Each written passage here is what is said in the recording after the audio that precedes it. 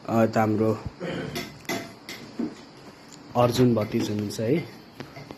त्यस्तै गरी एल्डर बाजे कैलाश लिम्बू, हाम्रो मस्त जवान हाम्रो काका सुशील लिम्बू, अनि हाम्रो बहिनी सपना बहिनी।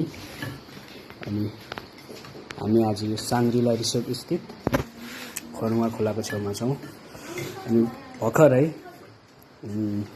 ब्याप्टिजम कार्यक्रम सुसम्पन्न भएको छ प्रभुको अनुग्रहमा। अनि हामी चाहिँ त्यो कार्यक्रम सकेर खाजा खाने प्रोसेसमा छौँ। अब खाजा खाए पछाडि चाहिँ हामी आफ्नै ठाउँमा जान्छौँ। हामी कतिजना आफ्नो रुमतिर फर्किन्छौँ, कतिजना चाहिँ हामी आजको वर्सिप फेलोसिपतिर जान्छौँ है। अनि आजको अपडेट चाहिँ यस्तै नै छ भनेर भन्नुपर्छ मण्डलीलाई।